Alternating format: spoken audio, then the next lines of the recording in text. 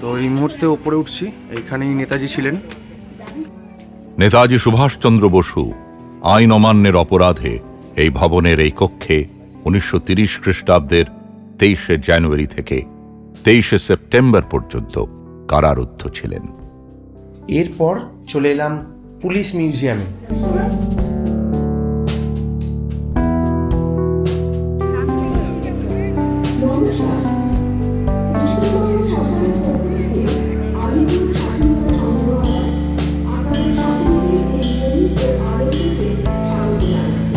Alipur jail মিউজিয়ামে আসলে আপনাকে একটা এরকম ম্যাপ দেওয়া হবে।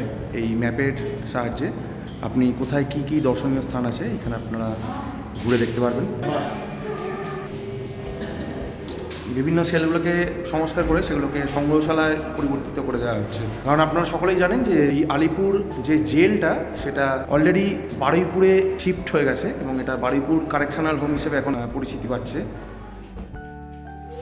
গুড আফটারনুন বন্ধুরা। আজ 1 ডিসেম্বর রবিবার।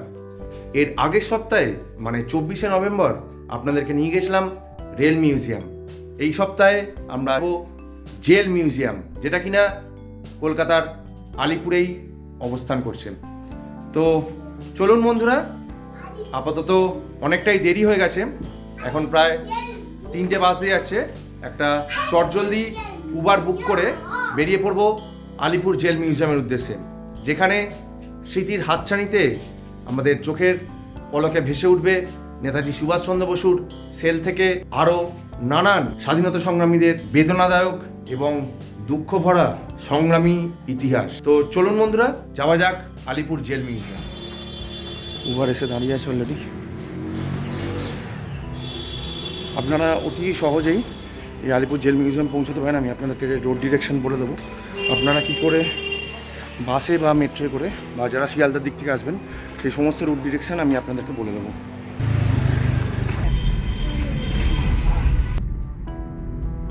যারা হাওড়া থেকে এই জেল মিউজিয়ামে আসতে চান তারা হাওড়া থেকে অতি সহজেই হাওড়া ময়দান বলুন বা হাওড়া স্টেশন থেকে মেট্রোয় করে স্প্ল্যানেড আসবেন এবং সেখান থেকে ইন্টারচেঞ্জ করে আপনারা চলে আসবেন যতীন দাস পার্ক। সেখান থেকে 10 টাকা দিয়ে অটো ভাড়া করে এই জেল মিউজিয়াম আপনারা অতি সহজেই পৌঁছতে পারবেন।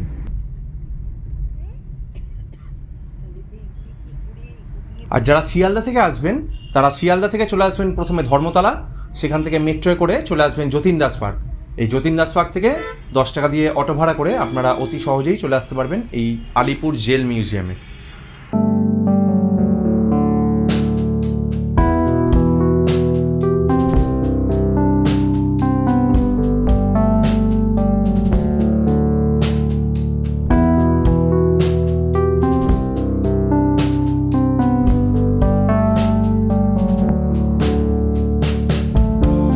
এই আলিপুর জেল মিউজিয়ামের বাইরে পার্কিংয়ের সুবন্দোবস্ত আছে। এখানে বাইক পার্কিং থেকে শুরু করে 4 চাকা ইভেন বাসেরও, এখানে যদি আপনারা বাস রিজার্ভ করে আসেন সেটারও এখানে পার্কিংয়ের সুবন্দোবস্ত আছে। এরপরে লক্ষ্য করলাম বাইরেই এর টিকিট কাউন্টারটা কোনো এক সময় ছিল, যদিও এখন টিকিট কাউন্টারটা ভেতরে হয়ে গেছে। তো আমরা ভেতরে ঢুকে টিকিট কাটবো। তার আগে একটু বাইরেটা আপনাদেরকে ঘুরিয়ে দেখিয়ে দিচ্ছি। এই আলিপুর জেল, যার আর এক নাম প্রেসিডেন্সি কারেকশনাল হোম, এটি বাংলার প্রথম কেন্দ্রীয় কারাগার হিসেবে এক ঐতিহাসিক গুরুত্ব বহন করে। 2022 সালের সেপ্টেম্বর মাসে এটি রিমডিফিকেশন করে একে মিউজিয়ামে রূপান্তরিত করে দর্শকদের জন্য খুলে দেওয়া হয়েছে। এই আলিপুর জেল মিউজিয়ামে প্রবেশ মূল্য 30 টাকা প্রতিজন এবং লাইট অ্যান্ড সাউন্ড শোয়ের জন্য আলাদা টিকিট, সেইটার টিকিট মূল্য 100 টাকা প্রতিজন। 1810 সালে এই কারাগারটার নির্মাণ কাজ শুরু হয়। পরবর্তীকালে 1860 এবং 70 সালে এটি একটি কেন্দ্রীয় কারাগারে রূপান্তরিত করা হয়। এই পুরাতন আলিপুর কারাগারটা ছিল দেশের বৃহত্তম শাস্তিমূলক প্রতিষ্ঠানগুলোর মধ্যে অন্যতম। পরবর্তীকালে 1906 সালে এটিকে পুনর্নির্মাণ করা হয়েছিল। এই আলিপুর যে জেল 15 একর জায়গা নিয়ে ছড়িয়ে রয়েছে। এই আলিপুর জেলে যে সমস্ত রাজনৈতিক বন্দী থেকে শুরু করে যে সমস্ত স্বাধীনতা সংগ্রামী তাদের জীবন এবং সময়কে অতিবাহিত করেছেন এবং এই কারাগারে বন্দী ছিলেন, তাদের কথা স্মরণ করে এই শহীদ স্মৃতিমঞ্চ তৈরি করা হয়েছে। এখানে লক্ষ্য করলাম যে সম্প্রতি এই আলিপুর জেল মিউজিয়ামে এই সমস্ত যে ঘটনা প্রবাহ, এইগুলো জানার জন্য বেশ কিছু অডিও যে কিউআর কোড আছে সেগুলো বসানো হয়েছে। আমি আপনাদের সুবিধার্থে এই অডিও যে স্ক্যানারগুলো সেগুলো আপনাদের জন্য তুলে ধরলাম, চাইলে আপনারা এখান থেকে স্ক্যান করে শুনে নিতে পারেন। আমার বলার থেকে এখানের অডিও ক্লিপিংসগুলো বেশি যুক্তিযুক্ত বা যুক্তিগ্রাহ্য মনে হয়েছে। ফাঁসি কাঠ, ফাঁসির মঞ্চ এবং প্রাণদণ্ডে দণ্ডিত বন্দীদের জন্য নির্ধারিত কক্ষ। এইখানে ব্রিটিশ সাম্রাজ্য বিরোধিতার অপরাধে মৃত্যুদণ্ডপ্রাপ্ত বন্দীদের ফাঁসি দেওয়া হতো। মৃত্যুদণ্ডে দণ্ডিত বন্দীদের ফাঁসির আগে এবং পরে পার্শ্ববর্তী কক্ষে রাখা হতো। ফাঁসি কাঠের বিপরীত দিকে অবস্থিত ভবনটিতে এখনও একটি গ্যালারি আছে, যেখান থেকে রাজনৈতিক বন্দীরা ফাঁসি প্রত্যক্ষ করতে পারতেন।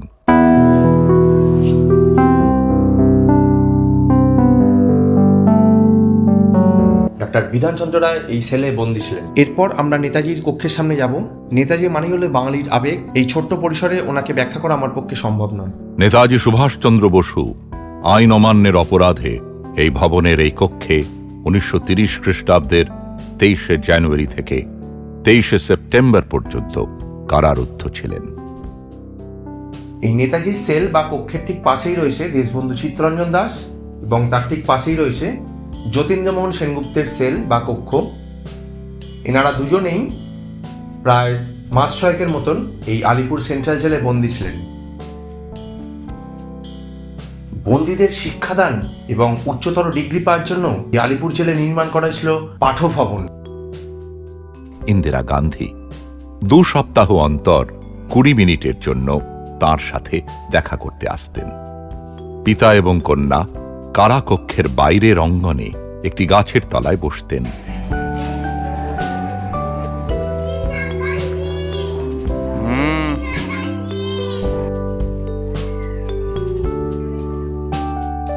নেহেরু সেলের ঠিক উল্টো দিকেই রয়েছে ওয়াশরুম যাওয়ার জায়গা এবং এই ওয়াশরুমের ঠিক বাঁ দিকেই রয়েছে তাঁত কল। ভারতবর্ষে ব্রিটিশ আমলে কারা অন্তরালে কয়েদিদের কঠোর পরিশ্রম করতে হতো এবং তাদের উপর চলত অকথ্য অত্যাচার। এমনকি ব্রিটিশ আইন লঙ্ঘন করে বেআইনিভাবে তাদের উপর চালানো হতো চিকিৎসা সংক্রান্ত নানা পরীক্ষা নিরীক্ষা। 1947 পূর্ববর্তী সময়ের জেল জীবনের অর্থ কঠোর পরিশ্রম ও সমস্ত অধিকার থেকে বঞ্চিত।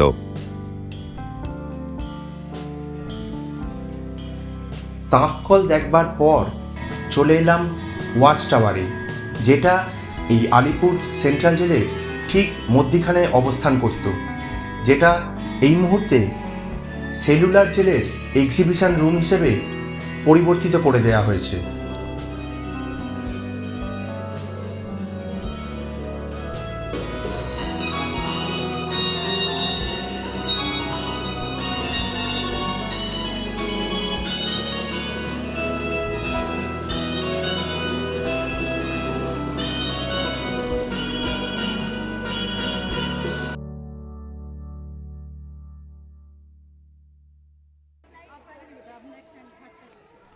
আন্দামানে সেলুলার জেলে থাকাকালীন প্রায় 400 বাঙালি মুক্তিযোদ্ধাদের যে অতুলনীয় অবদান, সেইটার কথা ভুলে গেলে কখনোই চলবে না। সেইটাকে স্মরণ করে এই এক্সিবিশন রুমটা বানানো হয়েছে এই ওয়াচ টাওয়ারের ফার্স্ট ফ্লোরে। এরপর চলে এলাম আন্ডার ট্রায়াল সেল। এইখানের যে কক্ষ ছিল সেই কক্ষের ভিতরের অংশ দেওয়াল দিয়ে বিভক্ত করা, যাতে প্রতি বিভাগে 50 জনের বেশি বন্দীদের রাখা না যায়।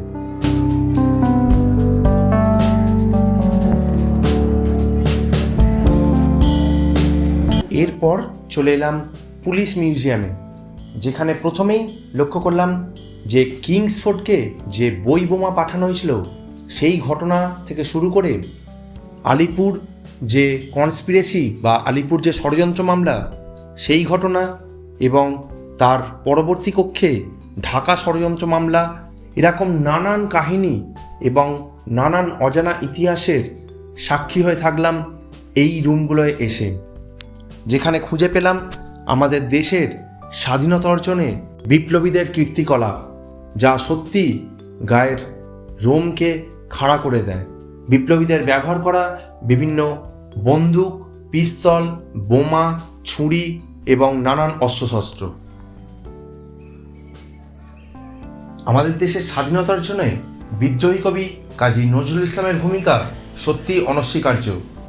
ওনার বিভিন্ন গায়ে শিহরণ জাগানো গান থেকে শুরু করে নানান কবিতা যা আজও আমাদের মনকে নাড়া দেয়। এই শতাব্দী প্রাচীন অট্টালিকাটি বিনা সংস্কারে রাখা হয়েছে ব্রিটিশ কারা ব্যবস্থা কেমন ছিল সেটা সবাইকে বোঝানোর জন্য। 100 বছরের পুরনো এই ভবনটি ব্রিটিশ শাসিত ভারতের মূল স্থাপত্যের স্মৃতি রক্ষার্থে রাখা হয়েছে। যেসব বন্দীরা একসাথে এখানে অন্তরীণ ছিলেন তাদের কেমন অবস্থায় রাখা হতো তার একটা ধারণা এই কক্ষ থেকে পাওয়া যায়।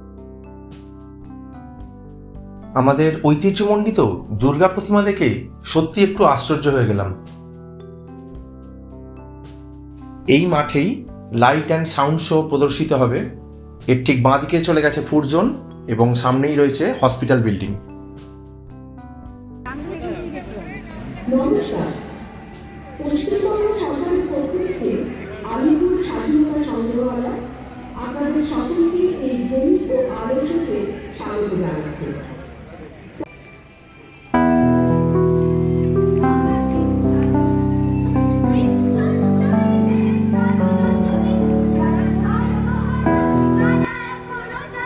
এই হসপিটাল বিল্ডিংটা একটা দোতলা বিল্ডিং। এর নিচের তলায় টোটাল 3টি সংগ্রহশালা আছে, যার মধ্যে সবথেকে উল্লেখযোগ্য হচ্ছে নেতাজির সংগ্রহশালা আছে, যেখানে নেতাজির জন্ম বিবরণী থেকে শুরু করে তার জীবনের সমস্ত অধ্যায় সেগুলো এখানে দেখানো হয়েছে। এখানে আর একটা উল্লেখযোগ্য ব্যাপার আছে, ডক্টর বিধানচন্দ্র রায় যখন এইখানে ছিলেন তখন এইখানে তিনি প্রত্যেক দিন প্রায় 100টারও বেশি পেশেন্ট দেখতেন এই হসপিটাল বিল্ডিংয়ে।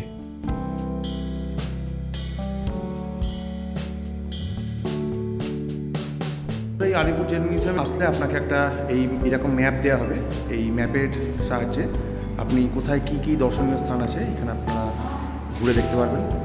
এইখানে যেমন এই নেতাজি সুভাষচন্দ্র বসু সংগ্রহশালা, এটা আগে একটা সেল ছিল, তো এই সেলটাকে পরবর্তীকালে মডিফিকেশন করে এরকম সংগ্রহশালা হিসেবে এগুলোকে দর্শকদের জন্য খুলে দেওয়া হয়েছে। এখানে আরও বেশ কিছু সেল রয়েছে যেগুলো এইগুলোকে সংস্কার করা হচ্ছে, বিভিন্ন সেলগুলোকে সংস্কার করে সেগুলোকে সংগ্রহশালায় পরিবর্তিত করে দেওয়া হচ্ছে। কারণ আপনারা সকলেই জানেন যে এই আলিপুর যে জেলটা সেটা অলরেডি বারুইপুরে এইটা শিফট হয়ে গেছে এবং এটা বারুইপুর কারেকশনাল হোম হিসেবে এখন পরিচিতি পাচ্ছে।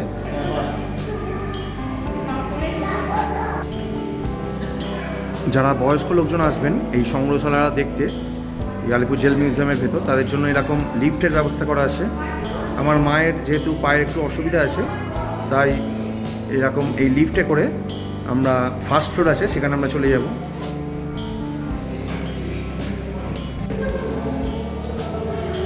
এইবার আবার সিঁড়ি দিয়ে উপরে উঠে এই আবার একটা সংগ্রহশালায় যাব।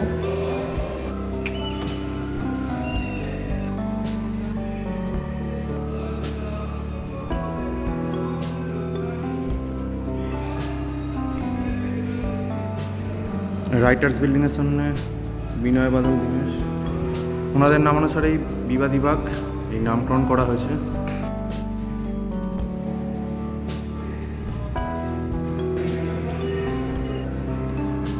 বিদ্যলতা বাদ্দেদার, সুনীতি চৌধুরী, শান্তি ঘোষ, এনাদের ভূমিকা সত্যি অনস্বীকার্য। ক্ষুদিরাম বোস, মাস্টারদা সূর্য সেন।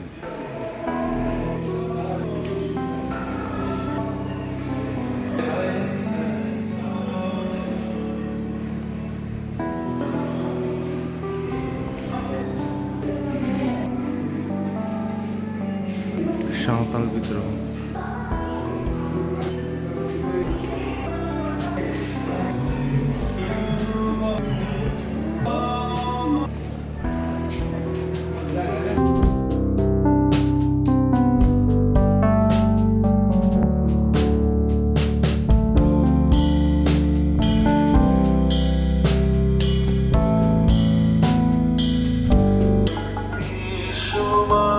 এই গোটা আলিপুর জেল মিউজিয়ামটা ঘুরে দেখতে প্রায় 2.5 থেকে 3 ঘন্টা সময় লাগতে পারে। যেহেতু আমার সঙ্গে আমার মেয়ে এসছে, ও খুবই ছোট, তাই আমি লাইট অ্যান্ড সাউন্ড শোটা দেখতে পাইনি। লাইট অ্যান্ড সাউন্ড শোয়ের জন্য লাইন পড়েছে। আপনারা যদি এখানে আসেন অতি অবশ্যই কিন্তু এই লাইট অ্যান্ড সাউন্ড শোটা দেখবেন। অনেকক্ষণ ধরে ঘোরাঘুরি করছি, এইবার একটু ফুড জোনের দিকে যাচ্ছি। বোনকে ওইটা খাবো, আইসক্রিম খাবো।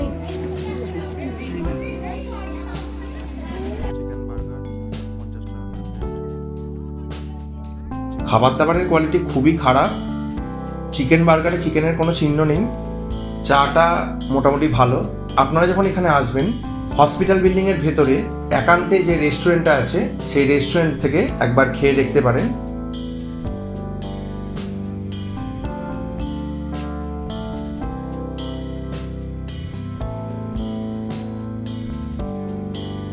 আপাতত এই বিরাট বিরাট প্রাচীরের পাশ দিয়ে এটা দিয়ে এগিয়ে চলেছি।